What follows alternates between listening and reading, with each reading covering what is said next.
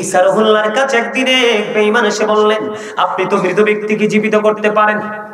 কয় পারি। কয় পুরনো কোন মৃত ব্যক্তিকে জীবিত করতে পারবেন কি? তিনি বললেন, তুমি বলো আমি কাকে জীবিত করব? এবার তিনি বললেন, তুমি নূহ নবীজির ছেলে শামকে জীবিত করো। এবার শামের কবরের পাশে চলে গেলেন। যাওয়ার পরে বন্ধু ঈসা রুহুল্লাহ তাকে ডাক দিলেন। ডাক দেওয়ার পরে শাম কবর থেকে জিন্দা বের হলো। ও বন্ধু, তিনি জিন্দা হয়ে দাঁড়িয়ে গেলেন। ঈসা রুহুল্লাহ তার দিকে তাকায়া দেখলেন তার চুল দাড়িগুলো পাইকা সাদা হয়ে গেছে। এবার ঈসা নবী প্রশ্ন করলেন যে তোমার চুল দাড়িগুলো কেন পেকে সাদা হয়ে গেল? তোমাদের জামানায় মানুষের চুল দাড়িগুলো পাকতো না। কই আমার চুল দাড়িগুলো পাকার কারণ হলো আমি জানতাম মানুষ ইন্তেকাল করার পরে বন্ধু, ইন্তেকাল করার পরে মানুষ আরেকবার পুনরায় পৃথিবীতে ফিরে আসবে, পৃথিবীতে আরেকবার মানুষ জীবিত হবে। সেই দিনটা হলো কিয়ামতের দিন, সেদিন ফাইনাল ডিসিশন হবে। আমার কাছে মনে হয়েছে কিয়ামত আজকে সংগঠিত হয়ে গেছে, বিচার হবে রে। আতঙ্কে আমার সবগুলো চুলদারি পাইকা সাদা হয়ে গেছে। এবার ওনাকে প্রশ্ন করা হলো, আপনার মৃত্যুর বয়স কত? কয় আমার মৃত্যুর বয়স হলো 4000 বছর। কয় আমি সব ভুলে গেছি, আজকে 4000 বছর হয়েছে মৃত্যুবরণ করেছি, এখনো পর্যন্ত আমি মৃত্যুর যন্ত্রণা ভুলতে পারি না। আওয়াজ তুলে বলেন না আল্লাহু আকবার। বন্ধু, কেমন করে বাড়ি থেকে ঘুম আসে? কেমন করে দুই চোখের পাতা এক করে ঘুমাও বন্ধু? আমি বলে দিলাম আজকে গাফফারিয়া দরবারে কেন্দ্রিক প্রোগ্রাম থেকে বন্ধু 59তম মাহফিল থেকে আজকে আপনাদেরকে বলে গেলাম, এখনকার যুগের যুবকদের অন্তরে হিংসা, নোংরামি আর আত্মগরিমায় ভরা। আপনাদের মুরব্বীদের অন্তরে এখন আল্লাহ রাসূলের প্রেমে ভরা। আপনি চলে গেলে আপনার আপন স্বজন আপনার জন্য হাদিয়াও পাঠাবে না। হযরত ইদ্রিস আলাইহিস সালাম উনি এমন একজন আল্লাহর নবী ছিলেন, সব সময় তিনি রোজা রাখতেন। ওনার ইফতারগুলো জান্নাত থেকে আসতো। আবার যখন বন্ধু ইফতারিগুলো অবশিষ্ট থাকতো, আবার রিটার্ন সবগুলো জান্নাতে চলে যেত। জোরে জোরে সুবহানাল্লাহ। একদিন আজরাইল আসলেন ওনার সাথে সাক্ষাৎ করার জন্য। লম্বা ঘটনা, ছোট্ট করে বলছি। কয় আপনি কে? কয় আমি আজরাইল। কয় তাইলে কি আমার মরণের সময় হয়েছে? কয় না না, আপনার মরণের সময় হয়নি। কয় তাইলে কেন আসছেন? কয় আপনার সাথে বন্ধন তৈরি করতে আসছি।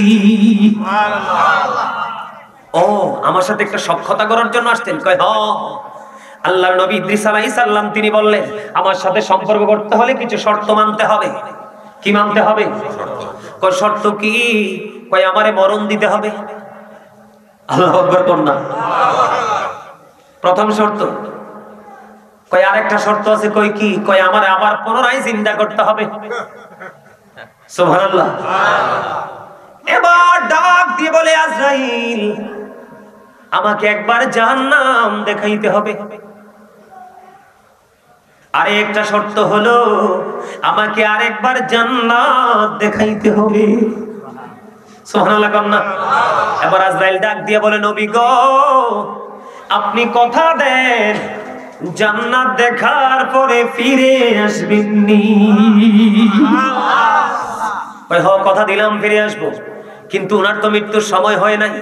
আল্লাহতে অনুমতি নিয়ে আসবো। ওনাকে মৃত্যু দেওয়া হলো, আবার পুনরায় ওনাকে জীবিত করা হলো। বন্ধু, মৃত্যুটা কেমন হবে বোঝানোর জন্য আপনাদেরকে একটু এখানে নিয়ে আসলাম।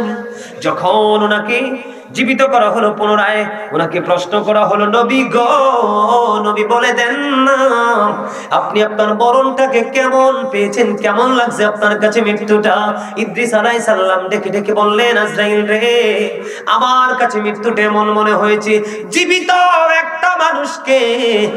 একটা মানুষকে অথবা জীবিত একটা প্রাণীকে পা থেকে মাথা পর্যন্ত জিন্দা অবস্থায় তার চামড়াটা তুলে ফেললে তার কাছে যেমন যন্ত্রণাদায়ক মনে হবে, অথবা পা থেকে মাথা পর্যন্ত তার চামড়াটা তুলে ফেললে জিন্দা অবস্থায় তার কাছে যেমন যন্ত্রণাদায়ক মনে হবে, আমার কাছে মৃত্যুটা অতটা যন্ত্রণাদায়ক মনে হয়েছে।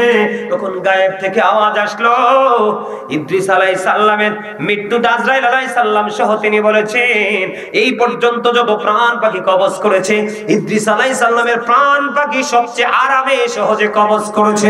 জোরে জোরে আল্লাহু আকবার। আমার নবীজির বুক মোবারকের উপরে যখন আজরাইল হাত রেখেছিল, নবীজি বলেছিলেন, আজরাইল আমার বুকের উপর কি রেখেছো? কয় হাত। কয় আজরাইল রে, আমার কাছে মনে হয় আসমান জমিন যদি আমার বুকের উপর তুলে দেওয়া হতো, আমি নবীর কাছে এত কষ্ট লাগতো না। তোমার হাতের ভাতটা এত কষ্টকর মনে হয়। আমার উম্মত কেমন করে এই কষ্ট সহ্য করবে? আমার উম্মতের কষ্ট সহ আমাকে দিয়ে দাও। আজকে সেই নবীর কথা বললে আপনি জ্বলে ওঠেন। নবী যদি আপনাকে স্বীকৃতি না দেয়, কোশ্চেন কালেও আপনার পক্ষে সাকসেস হওয়া সফলতা সহজ নয়। নবীকে রাজি করতে হবে, এছাড়া কোনো উপায় নেই। তাহলে মৃত্যুর সময় একটু আরামের দরকার আসেনি? আছে। আরে দেহের চারপাশ রুহুটা লুকাইতে চেষ্টা করবে, কিন্তু লুকিয়ে থাকার তো কোনো সুযোগ নাই, বের হয়ে যেতে হবে। এই জন্য বলছি বন্ধু, প্রাণের নবীর সাথে প্রেমের ডুরি লাগাও। তাহলে আজরাইল তোমার প্রাণ পাখিটা বন্ধু আরামের সাথে স্থানের সাথে কবজ করবে।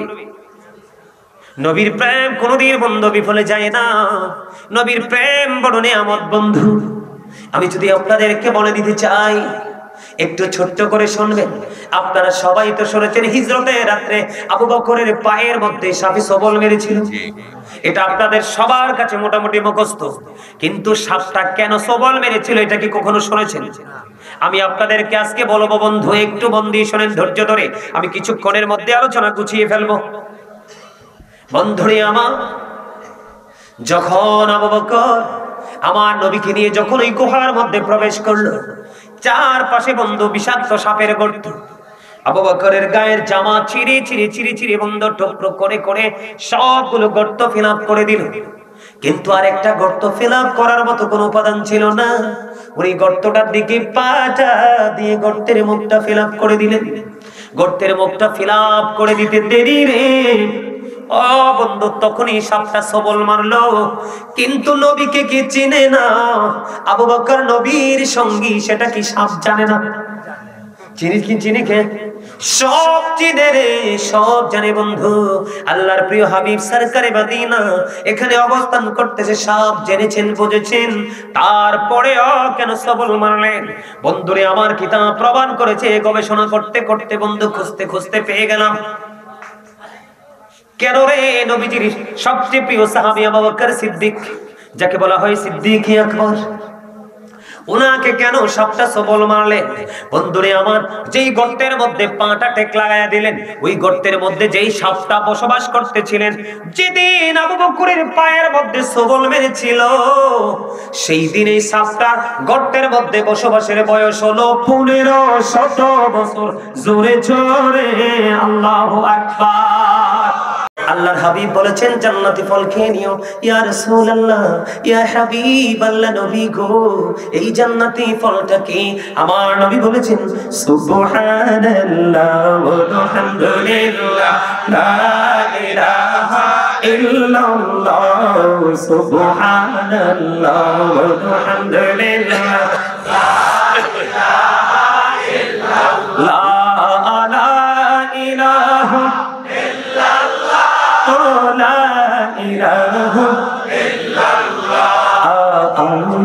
কুরসি লৌহ কলম সৃষ্টি জাহান ও শিলা।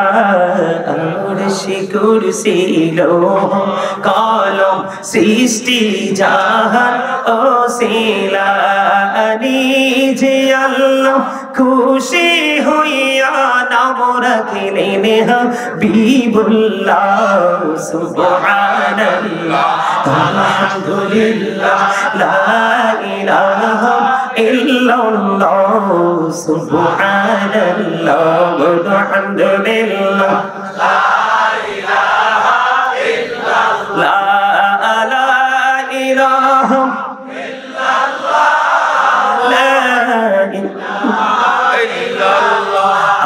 শাহাদাতের বাণী ঠোঁটে আসিলেন কামলিওয়ালা।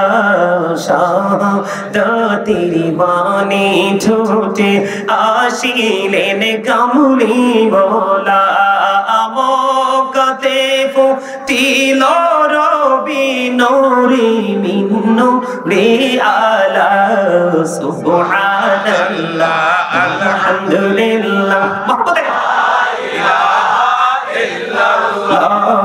সুবহানাল্লাহ ওয়ালহামদুলিল্লাহ লা ইলাহা ইল্লাল্লাহ লা ইলাহা ইল্লাল্লাহ লা ইলাহা ইল্লাল্লাহ নবী আমার নূরের ফুতুল জগৎ করলেন উজালা নবী আমার নূরের ফুতুল জগৎ করলেন উজালা রোজ হাসরে করবেন তিনি উম্মতের ফয়সালা সুবহানাল্লাহ আলহামদুলিল্লাহ লা ইলাহা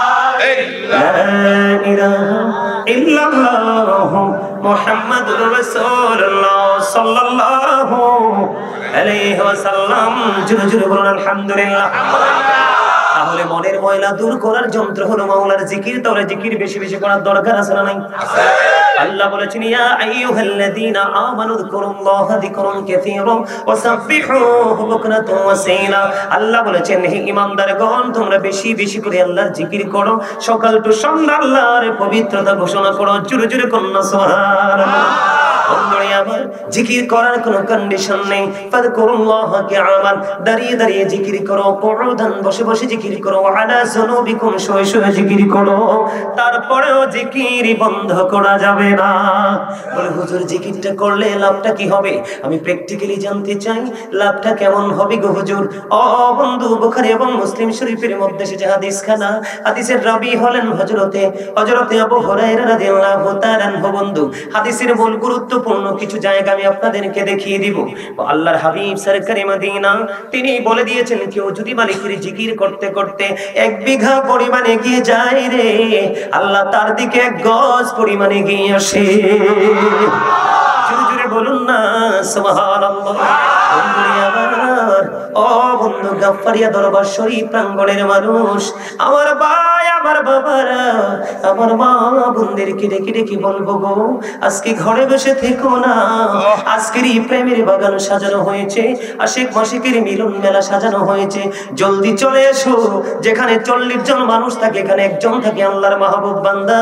আর ওই মাহবুব বান্দার উসিলায় আল্লাহ সবাইকে গুনাহগুলি মাফ করে দেয়। জোরে সুবহানাল্লাহ। বন্ধুরে আমার, কেউ যদি আল্লাহর দিকে বন্ধু হেঁটে হেঁটে যায়, আল্লাহ বলে দিয়েছেন হাবিব আপনি জানিয়ে দেন আমার বান্দা হেঁটে হেঁটে এসে কোনদিন আমি আল্লাহকে খুঁজে পাবে না, আমি আল্লাহ যদি নিজেই তাকে ধরা না দেই। কেউ যদি আল্লাহর দিকে হেঁটে হেঁটে যায় জিকির করতে করতে, আল্লাহ আল্লাহর বান্দার দিকে জোরে চলে আসে। জোরে জোরে সুবহানাল্লাহ। এই কারণে দেখবেন বন্ধু, আল্লাহর ওলিদের কাছে গেলে বেশি বেশি নবীর প্রেমের খবর পাওয়া যায়। কারণ রাসূল প্রেম ছাড়া বন্ধু সফল হওয়ার কোনো সুযোগ নেই। ও বন্ধু, তুমি সারা জীবন নামাজ পড়ো, সারা জীবন কোরআন তেলাওয়াত করো, সারা জীবন তুমি দান সাদকা করো, সারা জীবন তুমি পৃথিবীর সবকিছু করো, বিন্দু পরিমাণ প্রাণের নবীর সাথে যদি তোমার বেয়াদবি হয়, আল্লাহ রাব্বুল আলামিন তিনি নিজে রাগান্বিত হয়ে যায়, তোমার সবকিছু বন্ধু বিনষ্ট হয়ে যাবে। এই জন্য আল্লাহর ওলিদের দরবারে যাওয়া দরকার, সুন্নি কেন্দ্রিক হক্কানি আলেমদের সাথে যুক্ত হওয়া দরকার। এই কারণে বন্ধু আল্লাহর হাবিব বলেছেন আহলে সুন্নাহ ওয়াল জামাত ইজ দা বেস্ট পার্টি। একমাত্র জান্নাতি দল হলো আহলে সুন্নাত ওয়াল জামাত। আপনি আসরের নামাজের 4 রাকাত সুন্নাত পড়লেন না, আপনি সুন্নি দাবি করেন। এশারের জামাতের আগে 4 রাকাত সুন্নাত পড়লেন না, আপনি সুন্নি দাবি করেন। মাগরিবের পরে 2 রাকাত নফল আপনি পড়েন না, আপনি সুন্নি দাবি করেন। আমি নবীকে ভালোবেসে মহব্বতে নবীকে দাঁড়ায়া সালাম দেই, কারণ আমার নবী রওজায়ে সশরীরে জিন্দা। আল আম্বিয়া ওয়াহিয়াহু ফি কুবুরিহিম ইউসাল্লুন। নবী রাসূলুল্লাহ তাদের আপন আপন রওজায় তারা জিন্দা নামাজরত অবস্থায়। জোরে জোরে কন্না সুবহানাল্লাহ। আর জোরে। আমি যখন নবীজিকে দাঁড়িয়ে সালাম দেই, আপনি বলেন আমি নাকি বেদাত করছি। সূরা ফাতির 9 নম্বর আয়াত খুলে দেখেন, আল্লাহ বলেছেন অত আজিরহু ওয়া তুওয়াক্কিরহু। দাদা ভাই আসেনি? আল্লাহ বলেছেন অতুআযিরহু ওয়া তুওয়াক্কিরহু, আল্লাহ বলেছেন help him and respect him, তোমরা আমার হাবিবকে সাহায্য করো এবং সম্মান করো। নবীজি আপনার আমার কাছ থেকে সম্মান পাওয়ার অধিকার রাখে কি রাখে না? আপনি যদি ব্যক্তিগতভাবে সম্মান না করে সেটা আপনার পার্সোনাল ম্যাটার, কিন্তু আপনি কোন নবীর প্রেমিককে বেদাতি বলে ইনকার করতে পারবেন না। কিছুদিন আগে বন্ধু জমিনা টিভি, সময় টিভিতে দেখলাম গাজীপুরের এক ব্যক্তি নবীজি খেজুর বেশি পছন্দ করতেন। আজকে কত বছর একটানা তিনি খেজুর খায়, কোনো ভাত খায় না। এটা তার রাসূলের সাথে এক ব্যতিক্রমী প্রেম। আপনি তার প্রেমকে ইনকার করার কোনো সুযোগ ইসলাম দেয়নি। কথা বলেন না কেন? আপনি যদি পারেন ভালোবাসেন, কিন্তু অন্যজনের ভালোবাসাকে কি করা যাবে না? ইনকার করা যাবে না, একগার করা যাবে না, ছোট করা যাবে না, খাটো করা যাবে না। বন্ধু আমি আপনাদেরকে বলে দিতে চাই, আপনি যদি আল্লাহর প্রিয় হতে চান, আল্লাহর বন্ধু হতে চান, আপনাকে আগে বুঝে নিতে হবে আল্লাহর বন্ধু হইলে লাভটা কি। দেখেন সাধারণ মানুষ যারা, তাদের কাছে আল্লাহর ওলিদের মর্যাদা আল্লাহ কেমনি করে বাড়িয়ে দিয়েছে। বন্ধুরে আমার, যারা আল্লাহর ওলি হয়েছেন তারা জিকির করতে করতে আল্লাহ পর্যন্ত পৌঁছে গেছে। জিকির ছাড়া কোনো সুযোগ নেই। বলে হুজুর জিকির মানে কি? সুবহানাল্লাহ বল আল্লাহর জিকির, আলহামদুলিল্লাহ বল আল্লাহর জিকির, লা ইলাহা ইল্লাল্লাহ বল আল্লাহর জিকির। কাউকে সৎ কাজের জন্য ডাকা আল্লাহর জিকির, কাউকে অসৎ কাজের জন্য বারণ করা আল্লাহর জিকির। নামাজ আল্লাহর জিকিরের জলসা। কারণ একই জায়গায় দাঁড়িয়ে এবং বসে সেই আমলটা যেটা সম্পূর্ণ করা হয়, এটাকে বলা হয় জিকিরের জলসা। বিভিন্ন জায়গা পরিদর্শন করে যে আমলটা সম্পূর্ণ করা হয়, এটাকে বলা হয় মাওলার জিকিরের জুলুস। যেমন নামাজ হলো জিকিরের জলসা, আর হজ হলো মাওলার জিকিরের জুলুস। জোরে জোরে সুবহানাল্লাহ। জিকির মানে আজকে শুধু মাহফিলে বসে বসে বন্ধু সুবহানাল্লাহ আলহামদুলিল্লাহ বললাম, জিকির মানে কিন্তু এটা নয়। এই জন্য আমি আপনাদেরকে বলে দিতে চাই বন্ধু, আল্লাহর হাবিব বলেছেন জিকির দুই ভাবে করা যায়। কয় ভাবে করা যায়? জিকিরটা দুই ভাবে করা যায়, জবান দিয়েও করা যায়, অন্তর দিয়েও করা যায়। তবে জবান এবং অন্তর দুটো মিলে যে জিকির করা হয় রে, এটার চাইতে উত্তম আর কোনো জিকির হতে পারে না। জোরে জোরে সুবহানাল্লাহ। বন্ধুরে আমার, ও গাফারিয়া দরবার শরীফ সংলগ্ন আমার ভাই বাবারা, মা বোনদেরকে বলছি গো, ও মা তুমি সুন্দর করে তুমি তোমার রুমে বসে যাও, মাইকের সাউন্ড গুলো শুনে শুনে তুমি আমলের চিন্তা করো। বন্ধু জিকির না করা পর্যন্ত আপনার সফলতার কোনো সুযোগ নাই। যেমন আমি যদি আপনাকে একটা এক্সাম্পল দেই, তারপরে আমি আমার মূল আলোচনায় যাব। বন্ধু আমি যদি আপনাকে একটা এক্সাম্পল দেই, যেমন নামাজ। আমার নবী শীতের দিনে বের হলেন, হযরত আবু যর রাদিয়াল্লাহু তাআলা আনহু থেকে হাদিস খানা বর্ণিত। শীতের দিনে বের হওয়ার পরে তিনি দেখতে পাইলেন গাছের পাতাগুলো বন্ধ ঝরে ঝরে পড়ে যাচ্ছে, একেবারে গাছগুলো শূন্য হয়ে যায়। আপনাদের এলাকায় হয় কি হয় না? শীতের দিনে সবগুলো গাছ একটা সময় একেবারে শূন্য হয়ে যায়। আমার নবীজি দেখতে পাইলেন, হাদিস শরীফ প্রমাণ করেছে, নবীজি গাছের ডানাটা স্পর্শ করলেন, আবু জরকে একটা ডাক দিলেন, আবু জর উত্তর দিলেন লাব্বাইকা ইয়া রাসূলুল্লাহ, নবী গো আমি হাজির। এবার আমার নবী একটা ডাক দিয়ে বললেন, রে আবু জর তুমি গাছের দিকে তাকায় দেখো রে, শীতের কারণে শুষ্ক হয়ে গাছের পাতাগুলো ঝরে গাছগুলো একেবারে শূন্য হয়ে গেছে। নামাজ হলো আল্লাহর জিকিরের জলসা। এই নামাজ নামক জিকিরের জলসায় বসে আল্লাহর কোন প্রিয় বান্দা, আমার প্রিয় কোন উম্মত যদি তার কপালটা যদি নামাজের সিজদার মাধ্যমে আল্লাহর কুদরতি কদমে যদি লাগায় রে, ওই শীতের দিনের গাছের পাতার মতো তার জীবনের সবগুলো গুনাহ ঝরে যায়। নবীর কথা সত্য না? হাদিস শরীফ সত্য না? সবাই বিশ্বাস করে? আপনারা কথা বলেন না কেন? এখানে বৈশা কথা না বললে তো আপনি কৃপণ হিসেবে চিহ্নিত হবে। আল্লাহ কিপটা মানুষ আর অহংকারী মানুষ দুইটারে দেখতেই পারে না। জান্নাত তো থাক দূরের কথা, একেবারে আউটসাইডে রাখবে এগুলাকে। আল হাদিস শরীফের মধ্যে আসছে যিনি অহংকারী, আল্লাহ বলছেন হাদিস শরীফের মধ্যে রাসূল বলেছে এদেরকে ছোট্ট ছোট্ট পিপিলিকা বানানো হবে, চারপাশ এদের অপমানে ঘিরে ফেলবে, বাউলাস নামক জাহান্নামের দিকে টেনে হেসড়ে নিয়ে যাওয়া হবে। অথচ শ্রেষ্ঠ হলো মানুষ। আল্লাহু আকবার, আরো জোরে। তাহলে জিকিরের দরকার আছে না নাই? আরো জোরে। যদি আপনাকে যদি বরাদ্দ করে দেওয়া হয়েছে এগুলো ছাড়া যদি অতিরিক্ত পড়েন তাহলে কি লাভ হবে? কি জিকির করব অতিরিক্ত জিকির করতে পারলে? বন্ধু মাগরিবের নামাজের পর একটা নামাজ আছে, সেটার নাম জানেননি? সালাতুল আউবিন। আমার দাদা বলেছেন সালাতুল আউবিন। এটা কি ঠিক? কে কে হাত তুলে বলেন, কে কে বলেন ঠিক? আহারে মুসলমান, আচ্ছা মোবাইলটা বাইর করি, হাত নামান। আমরা কোন জাতের মুসলমান একটুখানি আমি আপনাদেরকে শোনাই, এরপর আবার ওয়াজে ঢুকবো। আজকে ভাবছি আমি এগুলো করি না, তারপর আজকে ভাবছি আপনাদেরকে শোনাবো আমরা যে কোন ক্যাটাগরির মুসলমান। কত বড় বড় সূক্ষ্ম সূক্ষ্ম প্রশ্ন নিয়ে আমরা রেডি থাকি, কিন্তু সাধারণ বিষয়গুলো সম্পর্কে আমাদের ধারণা নাই। এই যে দেখেন, আজকে 5টা 18 মিনিটে আমার মোবাইলে একটা মেসেজ ঢুকেছে, অসংখ্য ফোন, দেশ থেকে বিদেশ থেকে। কতক্ষণ আপনি ফোনের কাছে থাকবেন? উনি লিখছেন, হুজুর আসরের নামাজ 4 রাকাত পড়লে কোনটা পড়বো? খেয়াল করবেন কিন্তু আসরের নামাজ কয় রাকাত? 4 রাকাত। পড়লে কোনটা পড়বো, সুন্নত নাকি আসর? দয়া করে একটু বলে দিন। নাউজুবিল্লাহ বলবেন না? এই যে মেসেজটা দেখেন, কি আসরের নামাজ কয় রাকাত? 4 রাকাত সে লেখছে। তো তুমি না বলছো আসরের নামাজ 4 রাকাত, আরে আবার তুমি বলতেছো আমি কি সুন্নত পড়বো নাকি ফরজ পড়বো? মাথা কতটা খারাপ চিন্তা করছেন? সেন্সলেস, ঠিক কিনা বলেন? পাগল।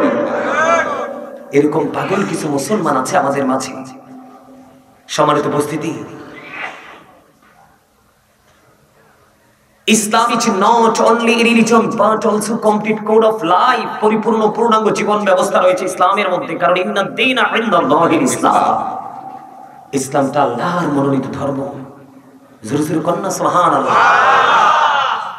বন্ধুরে আবার বলতেছিলাম, দেখছেন নি আসরের নামাজ কয় রাকাত? 8 রাকাত।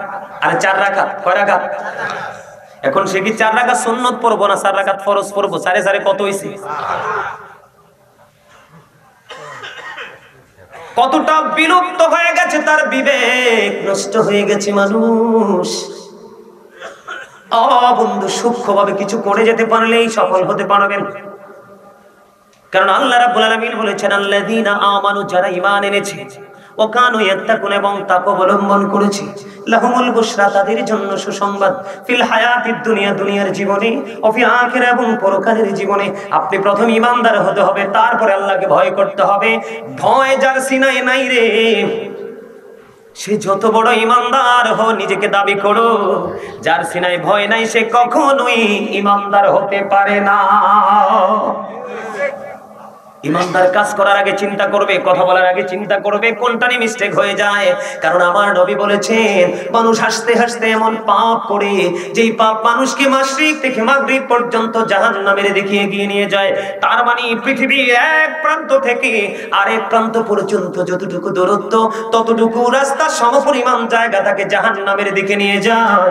ছোট্ট হাসতে হাসতে কথা বলেছে, যেমন একজন আরেকজনকে বললেন হারামজাদা। এক বন্ধু আরেক বন্ধুরে বলে না, এক দোস্ত আরেক দোস্তকে বলে না। হারামজাদা কাকে বলে জানেননি? যেটাকে ইংলিশে বলা হয় বাস্টার্ড। একেবারে আঞ্চলিক লোকাল ভাষায় বলা হয় জারজ। আরো যদি সহজ করে দেই, পিতৃ পরিচয়হীন সন্তান। তাহলে আপনি যে তাকে হারামজাদা বললেন, বাস্টার্ড বললেন, জারজ বললেন, পিতৃ পরিচয়হীন বললেন, আপনি কি আইডেন্টিফাই করে বলেছেন? বলেননি, হাসতে হাসতে আবেগ দিয়ে বলে ফেলেছেন আপনার ঠিকানা জাহান্নাম। বন্ধু, আর যদি সূক্ষ্ম চিন্তা নিয়ে করতে পারেন, যেটা বলতেছিলাম আমি জিকির নিয়ে, বন্ধু একটুখানি মনটা দিয়ে শুনুন, জিকির কতটা নেয়ামতে পরিপূর্ণ একটা জিনিস। মাগরিবের নামাজের পরে একটা নামাজ আছে, সালাতুল আওয়াবিন নামাজ, মাত্র 6 রাকাত। আল্লাহর হাবিব বলেছেন, তোমার যদি প্রয়োজন হয় তুমি কথা বলিও, প্রয়োজন যদি না হয় কোনো কথা বলিও না। এই কথা না বলে মাগরিবের নামাজ শেষ করে যদি তুমি সোজা চলে যাও সালাতুল আওয়াবিন নামাজ পড়তে, তুমি যদি 6 রাকাত নামাজ রাসূলের দেখানো সিস্টেম অনুযায়ী পড়তে পারো, একদিনের আওয়াবিনের বিনিময়ে তোমার আমলনামায় 12 বছরের নফল ইবাদতের সওয়াব দেওয়া হবে। বলে, হুজুর আমাদের এত দাম কেন? আমাদের এত দাম হলো আমরা আখিরি নবীর উম্মত। 1,24,000 নবী রাসূলের মধ্যে আল্লাহ রাব্বুল আলামিন 8 জন নবীকে স্বর্গীয় উপাধি দিয়েছেন। কয়জন? 8 জন নবী। একজন হলো আদম সাফিউল্লাহ, আদম হ্যাজ বিন ফরগিভেন বাই আল্লাহ, একটা চলে গেল। তারপরে হলো নূহ নাজিউল্লাহ, নূহ ওয়াজ সেভড বাই আল্লাহ। জোরে জোরে আল্লাহু আকবার। Ibrahim Khalilullah. Ibrahim is the friend of Allah. Ismail Jabiullah. Ismail is to sacrifice to Allah. Daud Khalifatullah. David is the viceroy of Allah.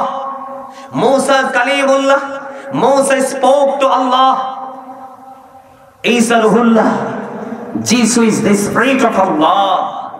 And Muhammadur Rasulullah sallallahu alayhi wa sallam is the messenger of Allah. Zore jore bolen na subhanallah. Allah the first pillar is the Lord of all Rabbul Alamin. Muhammadur Rasulullah sallallahu alayhi wa sallam is the blessing for the world. Rahmatan lil alamin. কি চমৎকার না? আরে আরো জোরে বলেন না। আমরা যে কেন দামি, আমাদের মর্যাদা এত বেশি, এই কেন আমাদেরকে এখানে আসতে হবে? দেখবেন এই আমার দিকে দেখেন, হিন্দু খ্রিস্টান বৌদ্ধ ইহুদি নাসারা তাদের ধর্মকে ক্রিয়েট করেছে শয়তান। কে? শয়তান। তাদের ধর্মের স্রষ্টা হলো শয়তান। এই ধর্মের কোনো ভিত্তি নেই। তারপরেও দেখবেন তারা তাদের কর্মসূচি অত্যন্ত যত্ন সহকারে পালন করে। আর আমাদের ধর্মটা আল্লাহর মনোনীত ধর্ম, কিন্তু তারপরেও আমরা যত্ন সহকারে পালন করতে পারি। এটাই হলো আমাদের সবচেয়ে বড় ব্যর্থতা। কারণ বিবেক হলো আল্লাহর দেওয়া এক নূর। আল্লাহ যাকে বিবেক দিয়েছেন সে নূরানি মানুষ। যার বিবেক নাই তার সাথে কোনো প্রেম আল্লাহ করে না। সম্মানিত উপস্থিতি, আমেরিকার গবেষক মাইকেল এইচ হার্ট তিনি বক্তব্য দিয়েছেন। 100 জন প্রভাবশালীর তালিকা তিনি করেছেন। তিনি বলেছেন the 100 ranking of the most influential person in the history। 100 জন প্রভাবশালীর তালিকা করেছেন। এর মধ্যে ইনফ্লুয়েন্সাল দ্বারা তিনি একেবারে সর্বশীর্ষ সেফ হিসাবে আপনার আমার প্রাণের নবীকে আখ্যায়িত করেছেন। এই জন্য আমি সবসময় বুকে হাত দিয়ে বলি, I am very successful person. আমি আখির নবীর উম্মত হয়েছি। এর চেয়ে বড় সৌভাগ্য আমার আর কিছু হতে পারে না। ঠিক না ভাই? ঠিক। আমি ঢুকতেছি রিসালাতের দিকে, কারণ শুধু আল্লাহকে নিয়ে ওয়াজ করব, আল্লাহর জিকির নিয়ে ওয়াজ করব, রাসূল নিয়ে ওয়াজ করব না, তাহলে কিন্তু এটা ঠিক হয় না। হয় না। আমার আল্লাহ যেখানে, রাসূলও সেখানে, সুন্নাত যেখানে, ফরজও ঠিক কিনা বলে? কথা বুঝেন না? মা সহজ না? আল্লাহর নাম লিখতে লাগে 4টা হরফ, আলিফ লাম লাম হা। আলিফ লাম লাম হা 4টা হরফ লাগে। একটা হরফের উপরে নিচেও কোনো নক্তা নাই। নবীজির নাম মোবারক লিখতে 4টা হরফ লাগে, মিম হা মিম দাল। 4টা হরফ। কয়টা? এই 4টার উপরে নিচেও কোনো নক্তা নাই। তার মানে কি চমৎকার একটা মিল আছে না? কথা বলেন না? হ্যাঁ, হরফও 4টা, নক্তাও নাই। সুবহানাল্লাহ বলেন না? এবার আসেন যেই কালেমা আমাদের সবচেয়ে প্রিয় এবং সবচেয়ে মধুর, লা ইলাহা ইল্লাল্লাহ মুহাম্মাদুর রাসূলুল্লাহ সাল্লাল্লাহু আলাইহি ওয়াসাল্লাম। কালেমার দিকে তাকাইলে 2টা দিক খুঁজে পাই। কয়টা? কথা বলেন না আপনারা? আরে ভাই, আমি আপনাদেরকে বাঁচানোর জন্য আসছি। তো আপনারা ঈমান যদি টেকসই না করতে পারেন তাহলে আপনারা বাঁচবেন কেমনে? বাঁচার কোনো সুযোগ নাই তো। এই জন্য বলছি, কালেমার মধ্যে 2টা পার্ট, একদিকে তাওহীদ আর একদিকে রিসালাত, একদিকে স্রষ্টা আর একদিকে সৃষ্টি, একদিকে আল্লাহ আর একদিকে আল্লাহর হাবিব। কালিমার মধ্যে 2টা পয়েন্ট। কয়টা? একটা হলো লা ইলাহা ইল্লাল্লাহ, তিনি হলেন তাওহীদ আল্লাহ, আরেকটা হলো মুহাম্মাদুর রাসূলুল্লাহ সাল্লাল্লাহু আলাইহি ওয়াসাল্লাম। আলহামদুলিল্লাহ বলেন। বন্ধু, আল্লাহ যেখানে, আল্লাহর হাবিবও সেখানে। যেদিকে যাই আমরা প্রত্যেকটা জায়গায় 2টা জিনিস খুঁজে পাই। কেন গো 2টা খুঁজে পাই? 2টা কেন গো? 3টা কেন হলো না? 4টা কেন হলো না? বন্ধু, কত নিবিড় প্রেমের বন্ধন দেখেন। আল্লাহর নামের হরফ লিখতে লাগে 4টা হরফ, নবীজির নাম মোবারক লিখতে লাগে 4টা হরফ। 4 মিলে হইল কত? 4 মিলে হইল 8। আল্লাহ রাব্বুল আলামিন আল্লাহর প্রিয়দের জন্য, আল্লাহর হাবিবের প্রেমিকদের জন্য বানাইছে জান্নাত 8টা। কি প্রেমের খবর পাওয়া যায় কিনা? এবার আমি বলবো, গফফারিয়া দরবার শরীফ সংলগ্ন আমার ভাই, আমার বাবারা, পৃথিবীর বুকে অনেক মৌলবী বের হয়ে গেছে নবীর দুশমন। নবী সম্পর্কে শুধু মানুষকে ভুল মেসেজ দিচ্ছে। সাধারণ মানুষ বোঝে না নবী সম্পর্কে ছোট ছোট চিন্তা করে করে তারা কন্টিনিউ ইমানহারা হয়ে যাচ্ছে। আমি আপনাদেরকে রহস্যগুলো শুধু একটু উদ্ঘাটন করে দেব, যেন আপনার ঈমানটা মজবুত করতে পারেন। কারণ নবীর প্রেম হলো ঈমান, ওই প্রেম আমরা ঈমানদার হিসাবে আমাদের জন্য ফরজ। এই 4টা জান্নাতের খবর পেয়ে গেলাম। এবার বন্ধু আমার দিকে তাকান, এদিকে তাকান। বিসমিল্লাহির রহমানির রহিম। এখানে হাফেজ সাহেব আসেনি? বিসমিল্লাহর মধ্যে হরফ হলো 19টা। কয়টা? আপনারা মিলাবেন আগামী কালকে গিয়ে। বিসমিল্লাহির রহমানির রহিম। এই পর্যন্ত হরফ আছে কয়টা? 19টা বন্ধু। পাক পাঞ্জাতন 5টা নাম। কয়টা নাম? আমার নবী, মা খাতুনে জান্নাত ফাতেমা, হযরতে আলী, হযরতে হাসান, ইমাম হুসাইন রাদিয়াল্লাহু তাআলা আনহু। 5টা নাম। পাক পাঞ্জাতন এই 5টা নামের মধ্যে আছে হরফ 19টা। আল্লাহর আরশের খুঁটিও বন্ধু 19টা। আল্লাহু আকবার কর না কেন? কিছু বুঝতেছেন? ব্রেনে ঢুকতেছে? জি জি বুঝতেছেন? আমি ঈমানকে মজবুত করার জন্য এই জন্য বলেছি কু আনফুসাকুম ওয়া আহলিকুম নারা। আগে ঈমান, তারপরে ভয়, তারপরে আমল। কালিমার দিকে ঢুকতেছিলাম বন্ধু। কালিমার মধ্যে পার্ট পাইছি কয়টা? 2টা পার্ট। সৃষ্টির যেখানে যাব সেখানেই 2টা। বডির দিকে যদি একটু তাকাই, 2টি হাত, 2টি পা, 2টি চোখ, 2টি কান। জিহ্বা কয়টা? আরে কই যেতাম কোন? এটা বাটপার। এটা সুদের হোক, ঘুষের হোক, সিটারের হোক, বাটপারির হোক, পিস্তল ঠেকানো হোক, যদি বাবুরচিটা ভালো হয়, লগন টগন ঠিকঠাক ঢুকে, আপনারা একবারে বর্ডার ক্রসিং করতে দেরি করে না। কিন্তু আরেকটা আছে আলা জিহ্বা। ওইটা যদি না থাকে কথাই বলা। তার মানে জিহ্বা কয়টা? উঁচু নিচু, আলো আদার, কঠিন কোমল, ঘৃণা প্রেম, বাদশা ফকির, দুর্বল সবল, ত্যাগী ভোগী, সংগ্রামে শান্তিতে, ইহকালে পরকালে, আসমান জমিন, জল স্থল, মোটা চিকন, বড় ছোট, ধনী গরিব, কালা সাদা, জান্নাত জাহান্নাম, আলো আধার। পৃথিবীর যেখানে যাই সবটি জায়গায় 2টা। তার কারণ হলো আল্লাহ, আল্লাহর হাবিব যেখানে 2 2, আল্লাহ সৃষ্টির মধ্যে সব জায়গায় 2 করে সেটিং দিয়েছে। জোরে জোরে বলেন না সুবহানাল্লাহ। বন্ধুরে আমার, সেই নবীর সাথে প্রেম লাগাতে হবে। ইহুদি খ্রিস্টানের একটা ধর্মগ্রন্থ আছে যেটার নাম হলো দা ওল্ড নিউ টেস্টামেন্ট। এটার মধ্যে ওরা বক্তব্য দিয়েছেন, he that loveth not knoweth not God, for God is love। এরা বলেছেন যেজন প্রেম করে না সেজন আল্লাহকে জানে না, ফর গড ইজ লাভ, আল্লাহ প্রেম।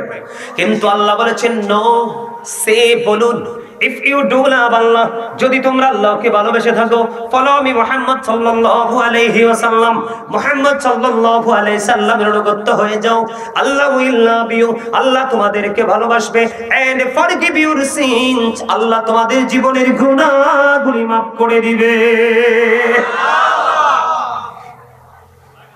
তাহলে নবী চিনার দরকার আছে না? আরে আরো জোরে বলেন। কুল ইন কুনতুম তুহিব্বুনাল্লাহ ফাত্তাবিউনি ইউহিব্বুকুমুল্লাহ ওয়া ইয়াগফির লাকুম যুনুবাকুম আল্লাহু গফুরুর রহিম। জোরে জোরে বলেন না সুবহান। আরো জোরে। বন্ধুরে আমার, এমন একজন নবী আমাদের মধ্যে অনেকে আছে নবীকে আমাদের মতো মনে করেন। আমরা কি নবী আমাদের মতো মনে করি? আল্লাহর হাবিব বলেছেন ক্বালা আইয়ুকুম মিথলি, তোমরা কে আছো আমার মতো? এখনো পর্যন্ত কে হাত তুলে বলতে পারেনি আমি আছি। বন্ধু হযরতে আলী রাদিয়াল্লাহু তাআলা আনহু তিনি বলেছেন, আমি আমার প্রাণের নবীকে সঙ্গে নিয়ে মক্কার আঁকাবাঁকা পথে হাঁটতেছিলাম। আমি আলী নিজে স্পষ্ট শুনেছি ডানে বামের গাছপালাগুলো এবং পাথরগুলো আমার নবীকে সালাম দিয়েছে। আমরা সেই নবীর উম্মত। 1969 সনে নীল আর্মস্ট্রং $50 লক্ষ কোটি ব্যয় করে বন্ধু চাঁদের দেশে গিয়েছিলেন। চাঁদের দেশে গিয়ে বিন্দু পরিমাণ বালুকণা নিয়ে পৃথিবীর বুকে ফিরে এসেছিলেন।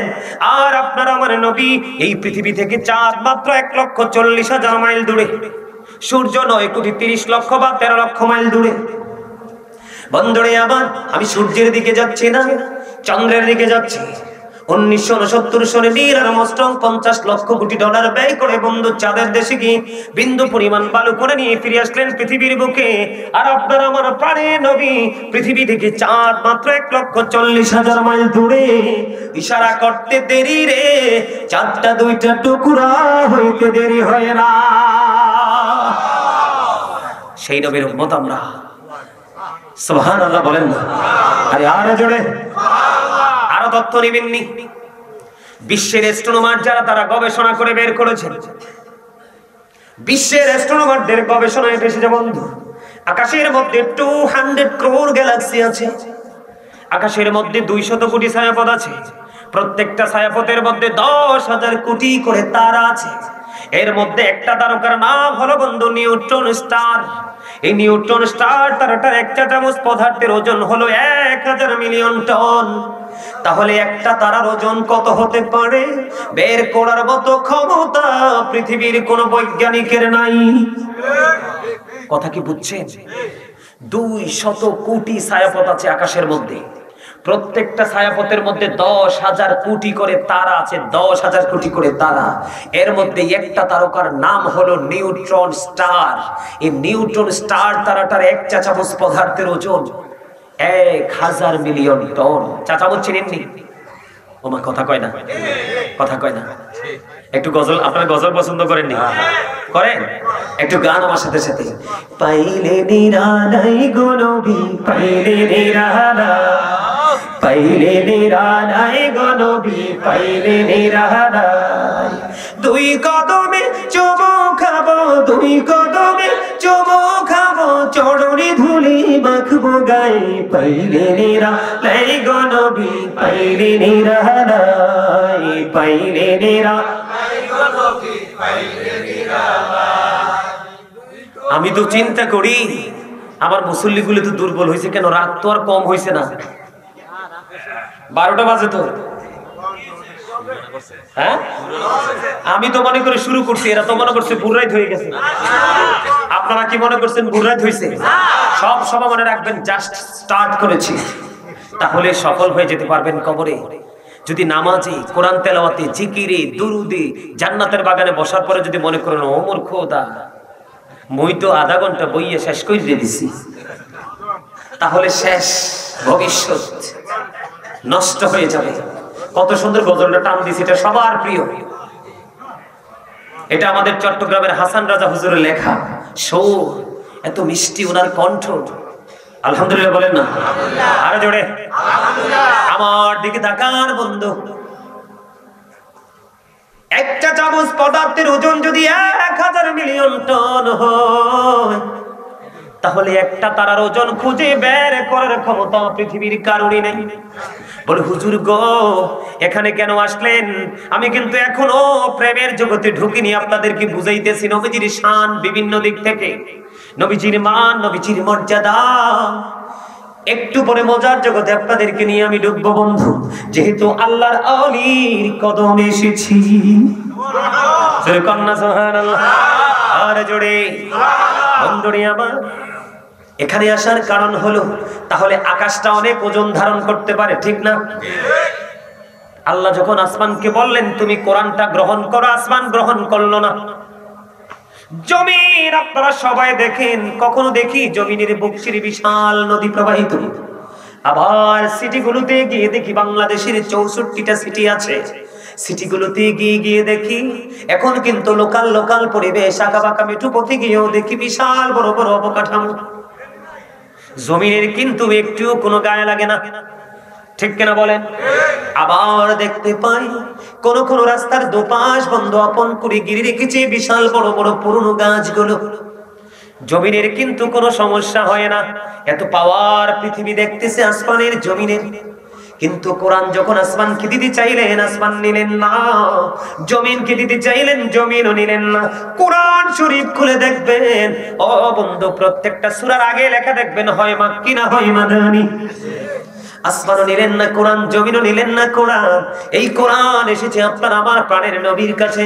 যখন কোন নবীজি মক্কায়, কোরআন মক্কায়, প্রত্যেকটা সূরার নাম হয়ে গেল মাক্কি। আমার নবী যখন মদিনায়, প্রত্যেকটা সূরার নাম হয়ে গেল মাদানী। আওয়াজ তোলে তোলে সুবহানাল্লাহ। এগুলো হচ্ছে ইমানি চেতনার কথা, ইমানকে মজবুত করার কথা। আল্লাহর হাবিব সরকারে মদিনা, উনি এমন একজন পাওয়ারফুল নবী যাকে আল্লাহ রাব্বুল আলামিন ইমামুল মুরসালিন করেছেন, সমস্ত নবীদের নবী বানাইছেন। এখানে শুধু ক্ষান্ত নয়, আমার নবীর মাধ্যমে আমরা কোরআন পাইলাম। তাহলে নবীজির কি পাওয়ার, কি সাধারণ না অসাধারণ? বন্ধুরে আমার, অস্বাভাবিক ক্ষমতার অধিকারী আপনার আমার প্রাণের নবী। এই কোরআন আসার কারণে বন্ধু আমরা বিজ্ঞান পেয়েছি। বিজ্ঞান আসার কারণে আজকে গাজী সুলাইমানকে সহজে একটা নাম্বার ঢুকাইয়া পেয়ে গেছে। কথা বলেন না কেন?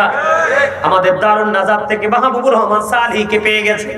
এখানে যারা আমন্ত্রণ জানিয়েছেন তাদেরকে বিজ্ঞান কিন্তু তো সহজ করে দিয়েছেন। আর এই সহজ সুযোগের জন্য সবচেয়ে বড় অবদান হলো আপনার আমার প্রাণের নবী। জোরে জোরে কন্যা সুবহানাল্লাহ, আর জোরে বলেন সুবহানাল্লাহ। বন্ধুরে আমার, এই জন্য বলছি আপনাদেরকে আগে নবীর প্রেম শিখতে হবে। বলো হুজুর কেন গো? হাদিস শরীফের মধ্যে এসেছে আদিবু আওলাদাকুম আলা সালাতি খিসালিন হুব্বি নবীকুম ওয়া হুব্বি আহলি বাইতিহি ওয়া আলা কিরাতিল কোরআন।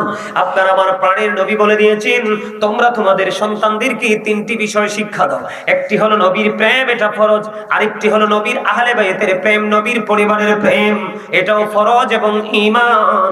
তিন নম্বরে নবী বলেছেন তোমরা তোমাদের সন্তানদেরকে কোরআন তেলাওয়াত শিখাও। জোরে জোরে সুবহানাল্লাহ। আপনার যদি ঈমানটা টেকসই না থাকে, ঈমানটা যদি মজবুত না থাকে বন্ধু, আপনার কোরআন তেলাওয়াত, নামাজ, রোজা, হজ, যাকাত, জিকির, আজকার কোনো কাজে লাগবে না। এই জন্য বলেছি আমি নিজেও বাঁচবো এবং আপনাদেরকে বাঁচাবো। আপনারা যেন 100% ঈমানদার হতে পারেন, বুঝাবো। এর মধ্যে যদি আপনি 100% হতে চান বন্ধু, আমি কিন্তু শুরুতে নবীর প্রেমের দরুদ পড়েছি। অনেকেই কিন্তু টেনশন করেছেন দরুদ পড়েননি। মাহবুবুর রহমান সালিহী সাহেব যখন দরুদ পড়েছিলেন, আমি এদিক দিয়ে যাই বন্ধু, শুধুমাত্র ঢুকেছিলাম। তখনও কিন্তু আপনাদের আওয়াজটা মিষ্টি ছিল না, কাঙ্ক্ষিত ছিল না। এটা নবীর প্রেমের ঘাটতি আছে। আপনি নবীর প্রেম প্রকাশ করবেন কিভাবে? কর্মের মাধ্যমে। কিসের মাধ্যমে? যেই লোকটা যখন দেখবেন বেশি বেশি করে সুন্নাত নফল করতেছে, বেশি বেশি করে নবীর প্রেমের প্রকাশ পাবে, নবীর প্রেমিক হিসাবে চিহ্নিত হবে বন্ধু।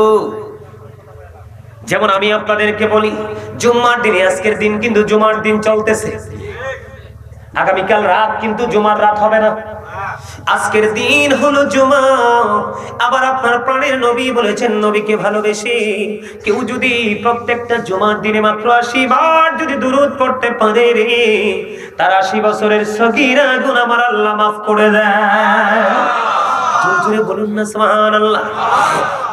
বন্ধুরে আমার, হাদিস কানে এসেছে দাইলামি শরীফের মধ্যে।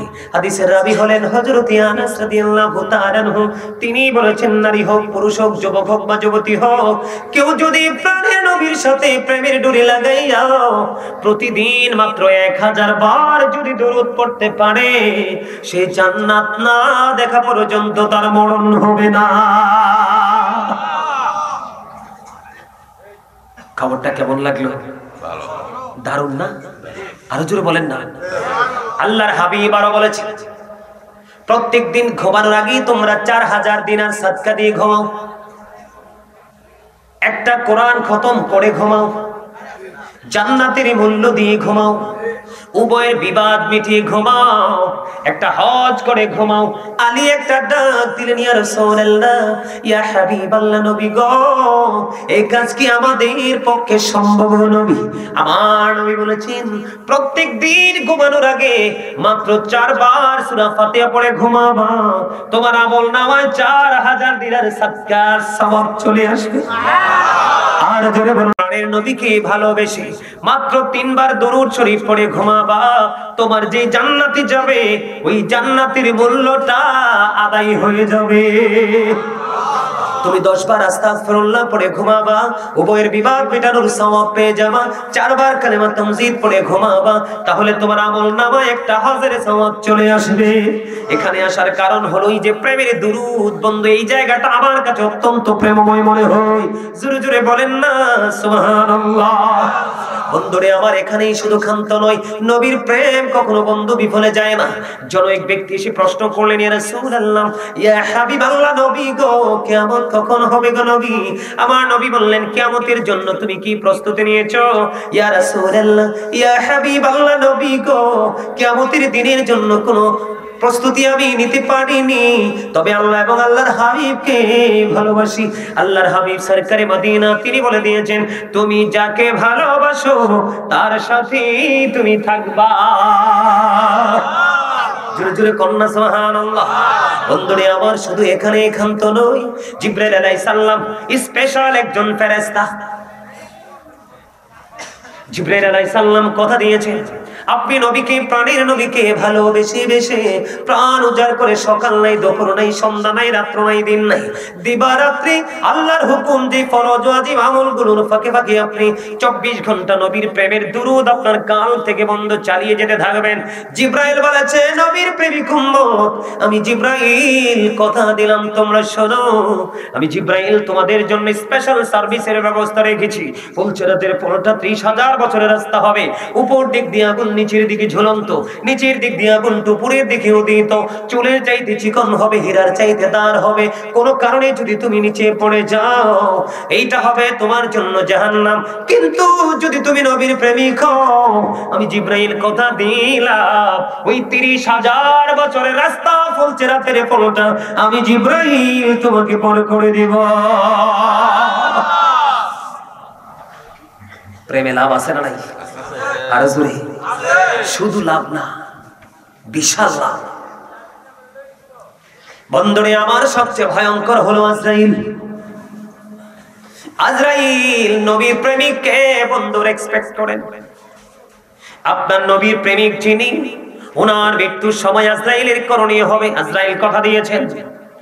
বন্ধুরে আমার, যিনি নবীর প্রেমিকের, নবীর প্রেমিক, নবীর দুরূদ তুমি বেশি বেশি পড়েছো, আজরাইল আমি তোমার জন্য একটা এক্সপেক্টেড জায়গা তৈরি করে রেখেছি। জায়গাটা কোনটা রে? তোমার জীবনের শেষ বিছানা, যে এটা সাকারাতের বিছানা। এটা অত্যন্ত ভয়ঙ্কর, আপনারা জানেন কিনা জানি না। মৃত্যুর বিছানা জানেন না? আরে মৃত্যুর সবচেয়ে কম যন্ত্রণা 1000 তলোয়ার মারার আঘাতের চেয়েও ভয়ঙ্কর, সবচেয়ে কম। আজরাইল বলেছে, নবীর প্রেমিক কথা দিলাম রে, তোমার প্রাণ পাখিটা আমি এমন ভাবে কবজ করব, যেমনি ভাবে আমি নবী রাসূলের প্রাণ কবজ করেছি। অথচ মুসা, একটু আগে বলেছিলাম মুসা কালিমুল্লাহ, বলেছিলাম কিনা? মুসা আল্লাহর সাথে কথা বলেছেন। কি করেছেন? আল্লাহর সাথে কথা বলেছেন। মুসা নবীর মর্যাদা আছে না নাই? বন্ধু, মুসা নবীর ইন্তেকালের পরে যখন ওনার আত্মাকে প্রশ্ন করা হলো, আপনি আপনার মৃত্যুটাকে কেমন পেয়েছিলেন, আপনার কাছে আপনার মরণটা কেমন লেগেছিল, মুসা কালিমুল্লাহ উত্তর দিয়েছে, মৃত্যুটা কেমন লেগেছে যদি জানতে চাও, আমি তোমাদেরকে বলবো, অনেক বড় একটা উত্তপ্ত তেলের কড়াই, উত্তপ্ত একটা তেলের কড়াই। আপনাদেরকে আমি সহজে বুঝাই। আপনাদের এই দোকানে, আপনাদের আশেপাশে সিঙ্গারা, পুরি, পেঁয়াজু ভাজে, এইরকম দোকান আসেনি? আগামী কালকে আপনাদেরকে একটা চাকরি আমি দিব। যারা দোকানের কিনারায় যান না বন্ধু, ইচ্ছে করে যান না, ইচ্ছা থাকলেও যান না, সবাইকে বলবো গো, আপনি আগামী কালকে ওই দোকানের কিনারায় যাবেন, দেখবেন ছোট্ট যে রুটির টুকরাটা বন্ধু তেলের কড়াইটার মধ্যে দিতে দেরি তাৎক্ষণিকভাবে ভেজে মোচমোচা হয়ে যায়। সিঙ্গারাটা অল্প সময়ের মধ্যে ভাজা ভাজা হয়ে যায়। পেঁয়াজুটা কাঁচা বন্ধু দিতে দেরি তাৎক্ষণিকভাবে বন্ধু এটা মোচমোচে হয়ে যায়। হাই রে মরণ, ও বন্ধু কেমন করে বুঝাবো?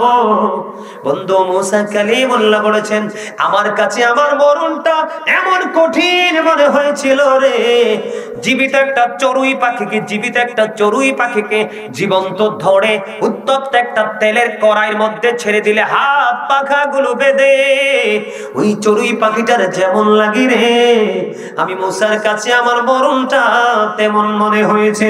আওয়াজ তোলে তোলে বলেন আল্লাহু আকবার।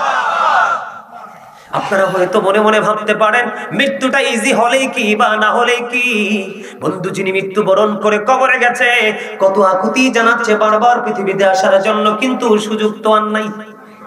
আমি আপনাদেরকে বলি, একদিন এক বেঈমান এসে ঈসা রুহুল্লাহকে বললেন, আমি এই জায়গাটা নিয়ে একটু কথা বলবো, তারপরে আবার প্রেমে ঢুকবো আপনাদেরকে বোঝানোর জন্য। বন্ধু, ঈসা রুহুল্লাহ বাবা ছাড়া পৃথিবীতে এসেছেন, ওনার অনেক কিন্তু মুজিজা আছে।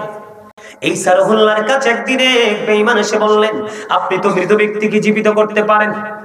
কয় পারি। কয় পুরনো কোন মৃত ব্যক্তিকে জীবিত করতে পারবেন কি?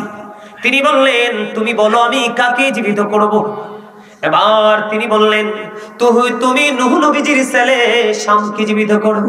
এবার শামের কবরের পাশে চলে গেলেন। যাওয়ার পরে বন্ধু ঈসা রুহুল্লাহ তাকে ডাক দিলেন। ডাক দেওয়ার পরে শাম কবর থেকে জিন্দা বের হলো।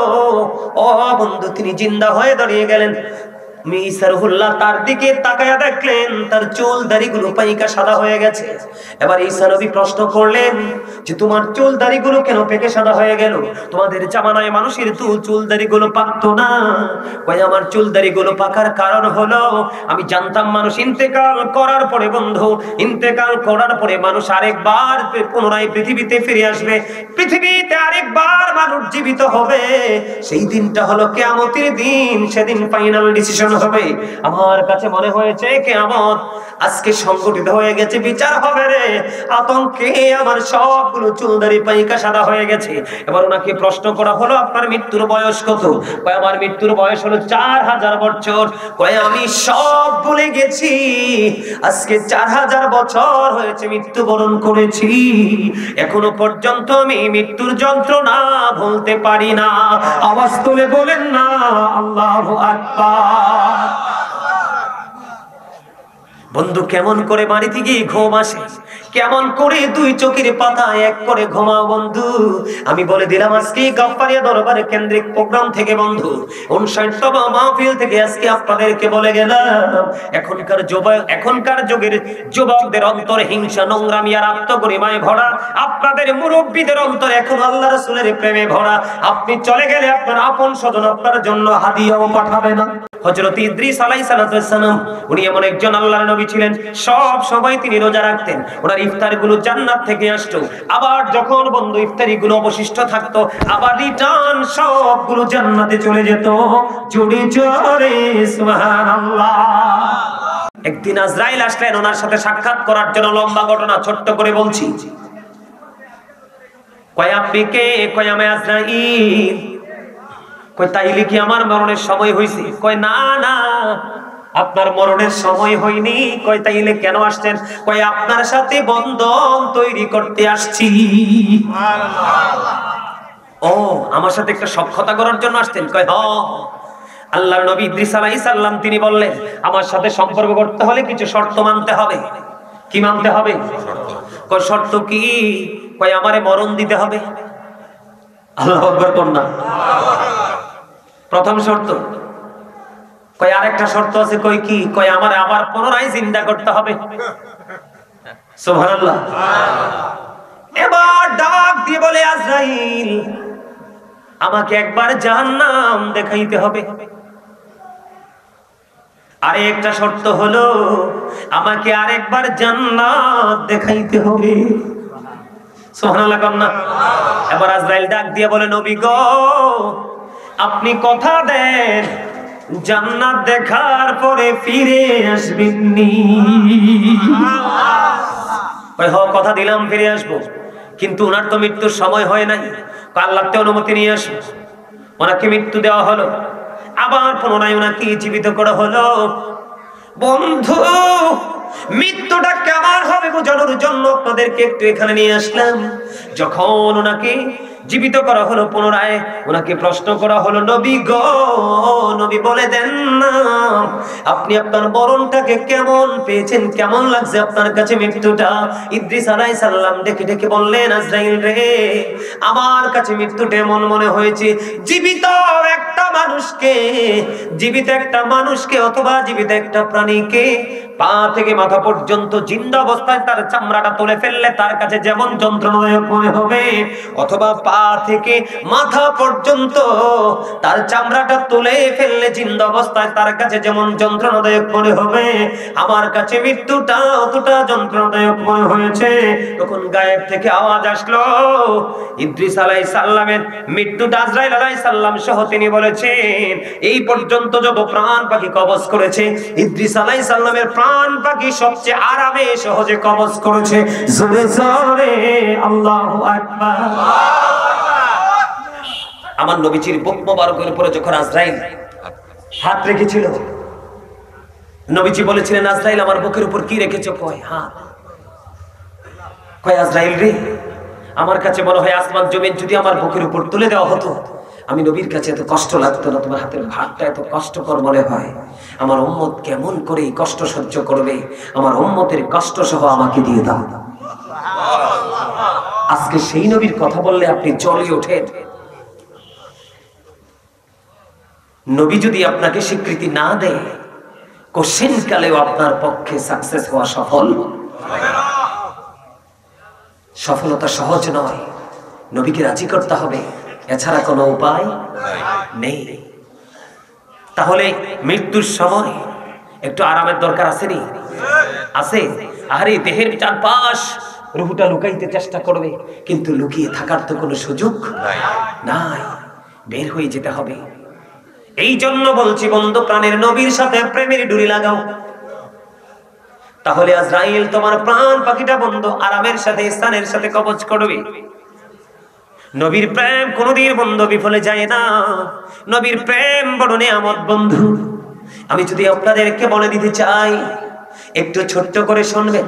আপনারা সবাই তো শুনেছেন হিজরতের রাত্রে আবু বকরের পায়ের মধ্যে সাপে সবল মেরেছিল, এটা আপনাদের সবার কাছে মোটামুটি মুখস্থ। কিন্তু সাপটা কেন সবল মেরেছিল এটা কি কখনো শুনেছেন? আমি আপনাদেরকে আজকে বলবো বন্ধু, একটু মন দিয়ে শোনেন, ধৈর্য ধরে। আমি কিছুক্ষণের মধ্যে আলোচনা গুছিয়ে ফেলবো। বন্ধুরে আমার, যখন আবু বকর আমার নবীকে নিয়ে যখন ওই গুহার মধ্যে প্রবেশ করলো, চারপাশে বন্ধু বিষাক্ত সাপের গর্ত। আবু বকরের গায়ের জামা ছিঁড়ে বন্ধু টুকরো করে করে সবগুলো গর্ত ফিল আপ করে দিল। কিন্তু আর একটা গর্ত ফিল আপ করার মতো কোনো উপাদান ছিল না। উনি গর্তটার দিকে পাটা দিয়ে গর্তের মুখটা ফিল আপ করে দিলেন। গর্তের মুখটা ফিল আপ করে দিতে দেরি রে ও বন্ধু, তখনই সাপটা সবল মারলো। কিন্তু নবীকে কি চিনে না? আবু বকর নবীর সঙ্গী, সেটা কি সাপ জানে না? চিনি কে? সব চিনে রে, সব জানে বন্ধু।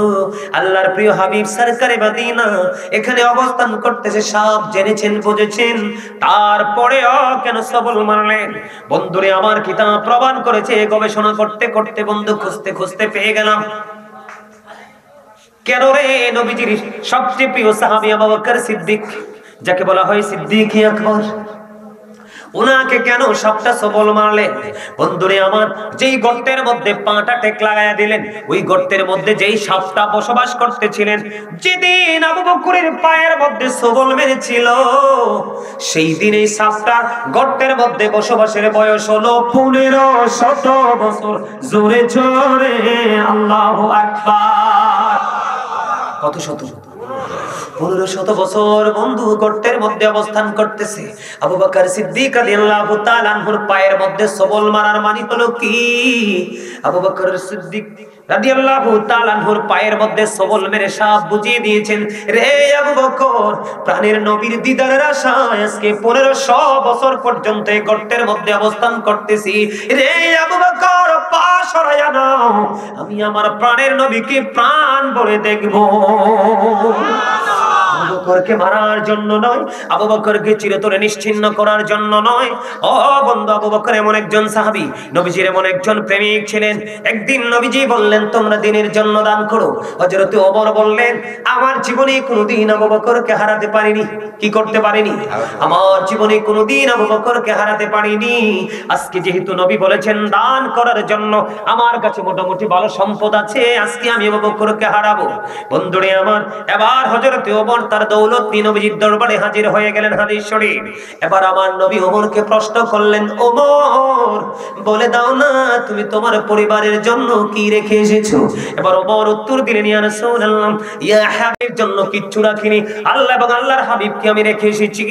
আপনাকে আমি ধনের জন্য বলিনি, দৌলতের জন্য বলিনি, আপনাকে শুধু বলেছি আজকে গাফফারিয়া দরবার শরীফে কত সুন্দর জান্নাতের বাগান সাজানো হয়েছে, আপনি একটু শুধু এসে বসে বসে নবীর প্রেমের গল্প শুনবেন, এটা আপনি পারেন না। আপনি কোন ধরনের মুসলমান? ঠিক কিনা বলেন? এত সহজ নবী পাওয়া। প্রতি 1000 একজন টিকবে। প্রতি 1000 কয়জন টিকবে? একজন, only 1%। আর এই যুগে দাদা ভাই, এই যুগে আমার মনে হয় 5000-এর মধ্যে একটা টিকবো। ওমা হাসেন কেন? এখনকার যে ছেলেদেরকে দেখেন না রাস্তায় হাঁটা চলা করে, এখনকার যে ইয়াং ছেলেরা, তাদের কাছে তো ইসলাম নাই। তাদের কারণে ইসলামটা একেবারে গরিব হয়ে গেছে। বুঝেন নাই আমার কথা? গরিব মানে বুঝেন না? গরিব কাকে বলে? দুনিয়ার গরিব কাকে বলে? যার ধন দৌলত নাই। ঠিক না? কথা বল না কেন? গরিব কাকে বলে? যার অল্প কিছু আছে। আর মিসকিন কাকে বলে? যার কিচ্ছু নাই। এরকম না? আপনারা দেখেন তো, একটু এক্সাম্পল দিই, তারপর আবার ঢুকবো প্রেমে। এই যে ছেলেরা যে মাথার চুলটা কাটছে পুরো ইহুদি স্টাইল, এখান থেকে ইসলাম চলে গেছে। কি করেছে? আপনার এমন ভাবে জিন্স প্যান্ট পরে ঘুরে, একেবারে 100% ইহুদি বেঈমান কাফের মুশরিকদের স্টাইল। নাভিটার একেবারে নিচে লজ্জাস্থানটা 100% দেখা যায়। অত্যন্ত লজ্জা লাগে আমাদের দেখতে, কারণ চোখের অপরাধ হলো দেখা, চোখের জিনা হলো দেখা। কথা কম না কেন? রাস্তায় হাঁটা চলার সময় কিন্তু হাত তো উঠেই না, মনে হয় যে মুরব্বীদেরকে ধাক্কা দিয়ে ফেলে দিবে। এই সমস্ত ছেলে মেয়ে দিয়ে কিছু আশা করা যায় না, এগুলো অভিশপ্ত। বুঝেন নাই আমার কথা? না বলবো একটু জিন্স প্যান্ট নিয়ে বলবো? আরে আল্লাহ হাদিসে যাব না, কোরআন থেকে বলবো। আল্লাহ বলেছেন লিবাসুত তাকওয়া যালিকা খায়র। আপনারা কি মনে করছেন শুধু নারীরই পর্দা আছে, পুরুষের পর্দা না? এই আল্লাহ বলেছেন বান্দাকে এত সুন্দর করে বানাইছে, আরো সুন্দর রাখার জন্য পোশাক দিয়েছেন। একটা লজ্জাস্থান ঢাকার, আরেকটা আত্মীয় স্বজনের বাড়িতে যাওয়ার, নতুন আরেকটা হলো তাকওয়ার। আর তবে আল্লাহর কাছে সবচেয়ে পছন্দের হলো তাকওয়ারটা। এদিকে তাকান, এই দিক দিয়ে উপর দিয়ে থাকবে পোশাকটা নাভি বরাবর অথবা উপরে, আর নিচের দিক দিয়ে থাকবে টাকনুর উপরে। এখনকার যুবকদের প্যান্ট নিচে দিয়ে প্রায় 4 আঙ্গুল নাভির নিচে, আর টাকনুর নিচে মনে হয় যে কয়েক আঙ্গুল একবারে মুরার নিচে ঢুকে গেছে। এটা হারাম। বুখারীতে আসছে আপনি এই পোশাক পরে নামাজ পড়লে নামাজ আল্লাহর দরবারে কবুল হবে না। আল্লাহ রাব্বুল আলামিন আল্লাহর হাবিবের জনৈক ব্যক্তিকে নামাজরত অবস্থায় তার নামাজ ভেঙে ভেঙে বুখারী শরীফের মধ্যে এসেছে হাদিসখানা, তাকে 3 বার ওযু করতে পাঠিয়েছেন। ইয়া রাসূলুল্লাহ কেন? নবীজি বলেছেন নামাজকে আল্লাহর কাছে পৌঁছানোর জন্য পোশাকের যে শর্ত আছে সেই সীমা সে লঙ্ঘন করেছে। কিয়ামত পর্যন্ত নামাজ পড়লে আল্লাহর দরবারে নামাজ কবুল হবে না। কারণ যেই পোশাকটা তার জন্য আল্লাহ ফরজ করে দিয়েছেন, উপর দিয়েও মানেনি, নিচে দিয়েও মানেনি, এর জন্য তার নামাজ আল্লাহর দরবারে কবুল হবে না। আর নারীর একটা ঢাকার কথা, মাথা থেকে পা পর্যন্ত ঢাকা, আর হেতারারটা এখন থাকে হাঁটু এবং টাকনুর মাঝ বরাবর। মনে হয় যে রাস্তায় পানি। কথা বলেন না কেন? এই জন্য বলছি ইসলাম গরিব হয়ে যাচ্ছে, কিয়ামত খুব কাছে চলে আসছে। কারণ নবীর প্রেম নাই, নবীর মধ্যেই সকল আদর্শ, রাসূলের মধ্যেই আপনার দুনিয়া আখিরাতের সকল সঠিক রাস্তা। নামাজ বলেন, রোজা বলেন, হজ বলেন, যাকাত বলেন, আল্লাহ কিন্তু আইসামনে ট্রেনিং দেয় নাই, বাস্তব ট্রেনিং দিয়েছেন আপনার আমার প্রাণের নবী। ঠিক না ঠিক? বন্দরে আবার হযরতে ওমর তার অর্ধেক সম্পত্তি আনলো, আবু বকর সবটা নিয়ে আসলো। এই আবু বকরকে সাপে কামড় দিয়ে বন্ধ ধ্বংসন করলো। সাফির কি এখানে দোষ আসেনি? কারণ সেও তো প্রেম নিয়ে এসেছে। ঠিক কিনা বলে? আবু বকর তুমি তো নবীর সঙ্গী, আমি কি একটুখানি প্রাণের নবীকে দেখতে পারবো না? দেখেন কি চমৎকার প্রেম। নবীজি চক্ষু খুলে চক্ষু মোবারক খুলে দেখলেন আবু বকর কম্পাউন্ড শুরু হয়ে গেছে সাপের বিষে। নবীজি থুতু মোবারক লাগাইয়া দিলেন, বিষটা ফিনিশ হয়ে গেল। সুবহানাল্লাহ বলেন না কেন? বন্ধুরে আমার নবীর প্রেম নিয়ে যদি আমি আরো একটু বলি, গাধা আকির নামক একটা গাধা, যেটা মুসলমানের জীবনে কোনো গুরুত্বপূর্ণ ভূমিকায় নাই। নবীজি যখন পৃথিবী ছেড়ে চলে গেল, আকির নামক গাধা বন্ধু নবীজির বিরহ সইতে পারে না। কোথায় চলে গেল গো প্রাণের নবীজি? আর কি জীবনে কোনদিন নবীকে দেখতে পাবো না। গাধা গাধা বন্ধু, সে গাধার নাম হলো হাদিস শরীফের মধ্যে এসেছে আকির। ওই গাধা শুধু কান্দে বন্ধু, হাদিস শরীফ প্রমাণ করেছে 3 দিন 3 রাত্র মতান্তরে 4 দিন 4 রাত্র ওই গাধা কোনো খাবার পানি স্পর্শ করে না। 3 দিন 3 রাত্র মতান্তরে 4 দিন 4 রাত্র কোনো খাবার পানি স্পর্শ না করে গভীর সমুদ্রে ঝাঁপ দিয়ে তার জীবন দিয়ে দেয়। এটা হলো নবীর প্রেম, এটা হলো নবীর মহাব্বত, এটা হলো নবীর ভালোবাসা। সম্মানিত উপস্থিতি, বেশি বেশি করে নফল নামাজ পড়বেন, নবীর প্রেম। বেশি বেশি করে নবীজির কদমে সালাতু সালাম পৌঁছে দিবেন, এটা হলো রাসূলের প্রেম। বেশি বেশি করে সুন্নত, নফল, ওয়াজিব, মুস্তাহাব আমলগুলো করবেন, রাসূল প্রেম। সম্মানিত উপস্থিতি, নফল ইবাদতের পাওয়ার অনেক অনেক বেশি। নবীজিকে ভালোবেসে আপনি যা করবেন তাই আপনার কাজে লাগবে, কোনটাই বিফলে যাবে না। যেমন নবীজি মদিনায় থাকা অবস্থায় 27টি যুদ্ধ করেছেন। কয়টি? কথা বলেন, কয়টি? 27টি যুদ্ধ করেছেন বন্ধু। এর মধ্যে সবচেয়ে বড় যুদ্ধ হলো বন্ধু উহুদের যুদ্ধ। উহুদের ময়দানে নবীজির দান্দান মোবারক শাহাদাত বরণ করেছে, আমরা সবাই জানি। নবীজির দান্দান মোবারক যখন শহীদ হয়ে গেল, হযরত মালিক বিন সিনান দেখে বন্ধু সহ্য করতে পারল না। নবীজির লোহ মোবারক বের হয়ে আসতেছে বারবার। এবার তিনি বন্ধু নবীজির রক্ত মোবারক চুষতে শুরু করলেন। নবীজি বললেন, রে মালিক বিন সিনান, রক্তগুলো জমিনে ফেলে দাও।